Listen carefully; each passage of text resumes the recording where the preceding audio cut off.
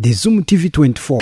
Twongeye kubasuza abakunzi ba ZOOM TV. Uyu ni wa mwanya aho tuganira as a Zoom Queen, aho tugenda tuganira mu mpande zitandukanye. Sibyara? Okay. Nkwibutsa ko ari ZOOM TV24 aho wakora subscribe natwe ugakurikirana ibiganiro byacu ngiye mujye kubana nawe ni Kami aho tugiye kubana n'umutumirwa wacu. Turakwakiriye. Mwakoze. Witwa nde? Nitwa Belinda Fidela Usanasi. Belinda Fidela. Belinda ni muntu. Belinda ni umukobwa uringaniye uraho wiga muri kaminuza mu mwaka wa mbere muri AS muri Akila Institute. Okay, Belinda tumukobwa uringaniye uraho. Belinda mu byukuri ni umuntu ukunda iki wanga iki? Belinda yikundira modeling, kwibyinira, kwishimana n'inshuti, especially kwifotoza. Cyo kintu cya mbere nkunda amafoto, nkunda abantu. Hanyuma Belinda iyo yasohotse yumva yasohokera ahantu hameze gute? Icya mbere nakubwiye ko nkunda amafoto. Ahantu nasohokera ni ahantu hakeye nyine ku buryo nzifotoza ifoto ikaza ari nziza cyane. Mbese hari light ku buryo ifoto izaba nziza. Nicyo kintu cya mbere mbanza kureba ko ari heza mbese. Wumva iyo wishimye uba wasohokanye nande? N'abashuti banjye. Hanyuma se Belinda iyo yambaye neza aba yambaye gute? Biterwa n'ahantu ngiye, ntago navuga ngo ngiye kwibyinira ngo ngende nambaye akantu kari bumbuze kubyina cyangwa ikobo yimfashe cyane. Wenda nimba ngiye kubyina ndambara akantu kaza kundekura nkabasha kubyina. Nimba ngiye mu misa ndambara agakanzu mba umwana mwiza ngende meze neza nta kibazo. Hanyuma Belinda ku munsi bw'ubweware n'abahungu bangaye ko bagukunda? Ubungubu nabaye umuntu mukuru ntago ari benshi. Iyo umuntu abaye mukuru nibwo babura se? Barabura neza bagatangira kugutinya nka kera turi muri high school nk'icumi barabikubwiraga bose ukanabemerera ugakonfirma, ariko ubungubu bisigaye bigoye ukahita ukonfirma bose nyine ukabemerera kugira bamwe bijyana gutyo nyine. Ariko ubu byarahindutse cyane. Hanyuma ubu ufite umukunzi? Ubungubu ntawe. Uramushaka se? Oya ntabwo mushaka, ndacyari kwiga, nindahinza kwiga buriya nibwo nzabijyamo. Hanyuma se Belinda mu byukuri hari igihe umuntu avuga ngo ngewe mba numva nshaka kubaho ubuzima, wewe wumva ari ubuhe buzima wumva ushaka kubamo? Ngewe ubwo ndimo ndabwishimiye cyane kuko ntabwo bumboha, bumpa amahoro, mbese mpora nishimye.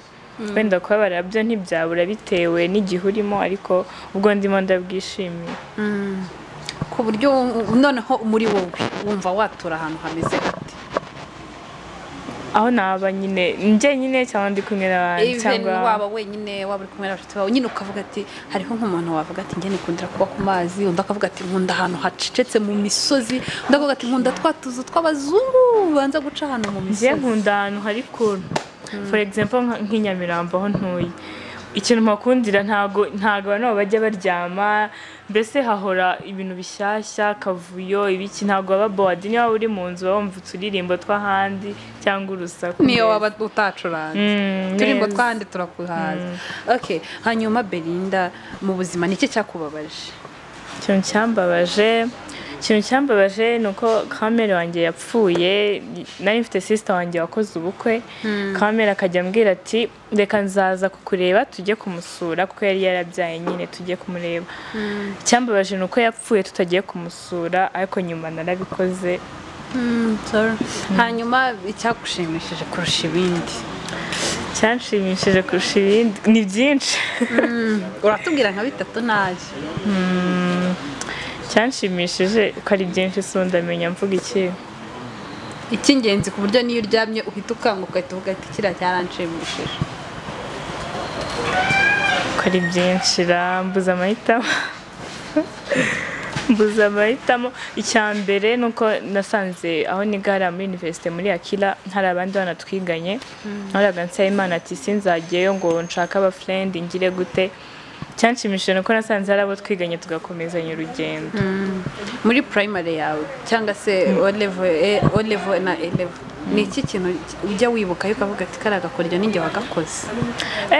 Ako nje nibuka ndabyuka nageze muri Cinewan narihaye ingendo ako nagendaga nyine tandukanye n'iby'abandi bana no sister wanjye yaranguriye fondote na deodo muri icyo gihe muri 2011 byaragashye ubwo nagezeyo nkajya nigira inkumi betansha muri modeling nyuma nibwo bangize umuyobozi wabo nkajya selectinga nyine abo nshiramo abo ntashaka abo nshaka nkacyamo inshuti zanjye n'abandi gushaka singushyiremo niko kantu nibuka ko ari ngiye muntu muri iyo promotion ari muri fashion yo kwishuri nicyo kintu nibuka.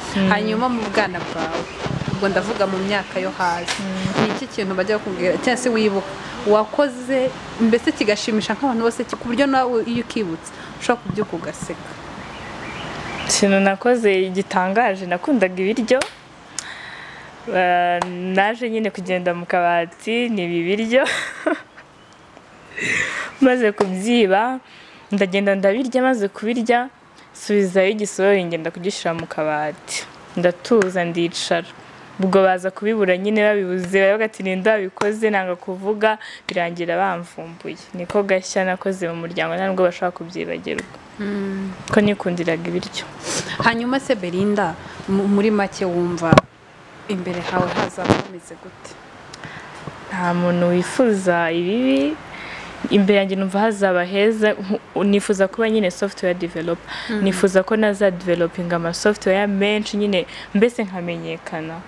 Ese uvuze software watubwiye ko yiga muri yakira bwakira wigi ni guys information system about in IT ibyo wigaye wumva nawe ushaka kuzatubera umuhanga dushya harya no guhanga dushya n'ibiki mbese nuko developer nk'ikintu ku buryo no mu mahanga bazajya bavuga ati Belinda umukobwa witwa gutya niwe wakizanye ku isi nyine baka niwe nyiri kukizana yego bakavuga ati ararenze kabisa.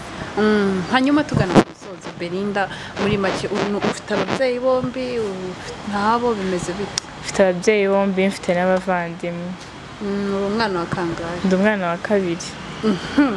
Hari igihe rero usanga umwana wa kabiri avuga ati iyo nza kuba uwa mbere cyangwa akavuga ati iyo nza kuba bucuru ati sinkunda kuvuga gati wowe wumva bimeze bite?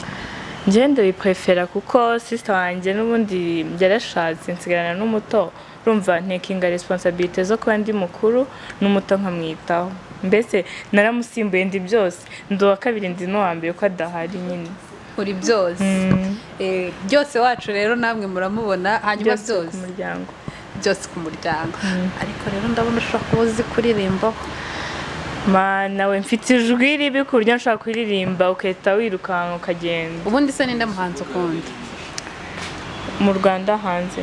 Ahariho hose aba mu Rwanda aba nkunda Nicki Minaj mu Rwanda nikundira Buravan. Burabyo ngaho rero turirimbira akaririmbo kamwe. Sinakubwiye ko ntazi kuririmba. Nta kibazo ariko umuntu wese uzi kuvuga ababashije kuririmba.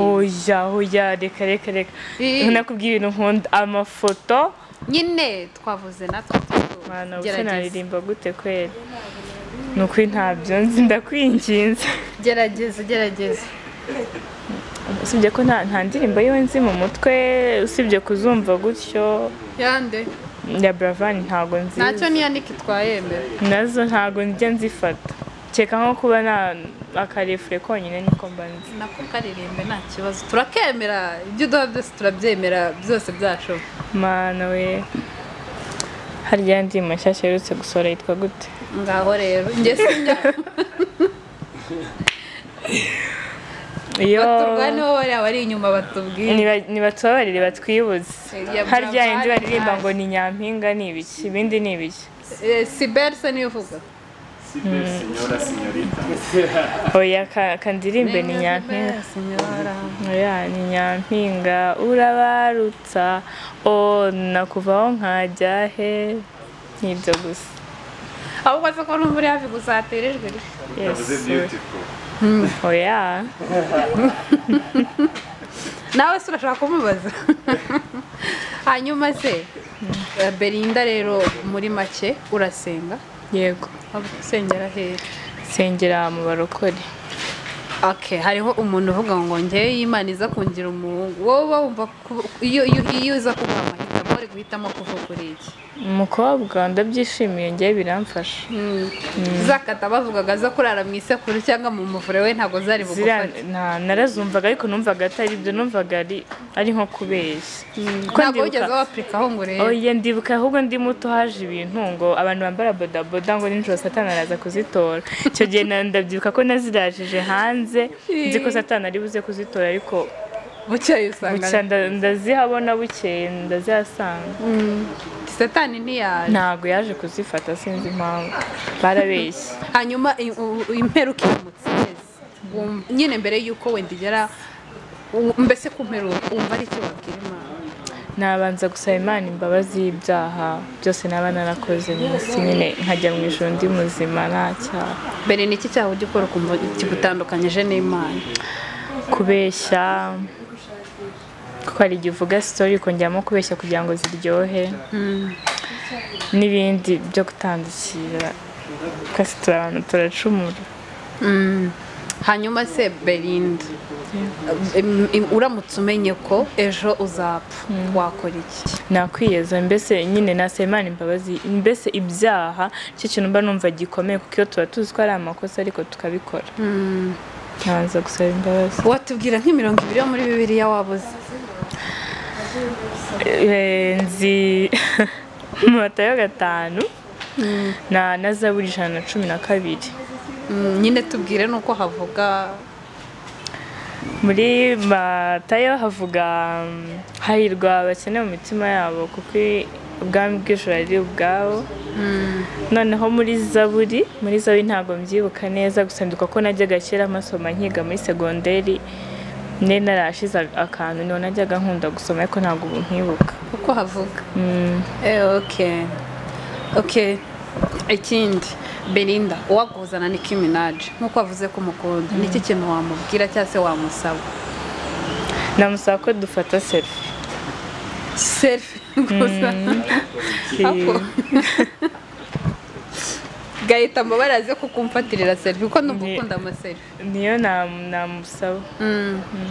Nta nubwo wamusaba byibuze contact ngo mujya muri muvugana ngo mube mwaciringa wapi selfie? Oya, ndabizi nta mwanya yazabona wo kunsubiza, namubwira selfie yonyine nkatunga ifoto yiwe, apana kuvuga ngo foto edit twazihuje. Oya.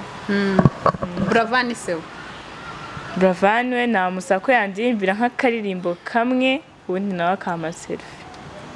Akaririmbo kamwe na selfie gusa? Nta kindi, just indirimbo na selfie? Nta kindi. Hanyuma se mu by'ukuri kugitunga uba wumva byakumarira? Byanshimisha kuko ni umusitari, twese turamwubaha. Byanshimisha kuba naba nyine mfitanye ifoto nawe. Kugirana ifoto n'umusitari? Yego. Buravan rero arababyumva. Nabyumva. Ubundi se uba umuhuye iyo selfie akayiguha mugaciringa just icyo yagusaba cyose wakimuha? Byaterwa n'icyari. Okay, ashobora kukubwira ati ngenye kumbera friendship cyangwa se agusabye urukundo warumuha? Ntabwo narumuha kuko mfite umukunzi. Kandi wambwiye ko ntawe ufite? Oya, nyine biterwa. Ashaka kumbwira ngo Belinda wambe. Ntabwo nakubeshya. Hari ukuntu umukobwa adashaka kukwemerera, ashaka nko kugukatira kubwira ko amufite, nyine niyo yaba atamufite. Nanjye iri muri urwo rwego ariko ubu ntawe. Okay, tugana ku musozo, mwabyumvisha umukobwa wacu ati nta mukunzi mfite ndamufite, ati nikundira Buravan wampa selfie nawe byaba bigenze neza. Hanyuma Belinda, muri make none nkubaze, ni muri wowe uba wumva ari iki cyakunezeza? Ari ibintu abantu bavuga ngo akazi karabuze ngo ushomeri ni bwose, wowe wumva icyo kintu cyumva heki? Byo karabuze, n'abanyeshuri baba bagashaka, n'abarangije, abantu bose ubundi muri make ntawe utishimira kuba yakora, kuko ntabwo kuba wicaye ntacyo winjiza nta n'umwe bishimisha. N'ubundi karabuze ariko ko hari abavuga se ngo byose ni mu mutwe. Biterwa, ahubwo uvuga ngo ni ikimenyane gisigaye gikora ubu ngubu. Okay. Hanyuma wowe uba wumva wakora akahe? Njye akazi kose nagakora bitewe n'icyo kanyinjiriza, bitewe n'amafaranga naba mpemba, ko ntabwo wavunika uhembwa ubusa cyangwa amafaranga uhembwa ntacyo yakumarira. Hariho uvuga ati njyewe rero ati umukobwa nkanjye ati nkakora akazi k'ubukirina ati ntabwo bishoboka njye nagakora bitewe n'amafaranga baba bampa nsanze yahaza needs zanjye nagakora bazabikemura byose ariko nsanze nta ndi muri loss ntago nagakora hanyuma ni ihe nama wagira abakobwa bagenzi bawe njye inama nabagira inama yo kwihangira umurimo kuko ntago akazi kazahora kuko hazageza igihe noneho tukabure burundu twese turangize kwiga twicare ashaka kuvuga ati ngiye gushinga terrier nzane imashini nzana abakobwa bagenzi banjye mbigishe kudoda wenda cyangwa abamama akihangira umurimo nyine instead yo kwicara nyine cyangwa ategereza ashakisha ya ZOOM TV24 aho twaganiraga ZOOM Queen turabashimira mwe mwabanye natwe tukwibutsa gukora subscribe ndetse ukabasha gukurikirana ibiganiro byacu hasi aho muri comment utwandikire icyo washimye n'icyo wanze utubwire uko wabonye umukwini wacu nawe utarakanda subscribe kanda ku kamenyetso k'umutuku kanditseho subscribe kugira ngo uzajye ubona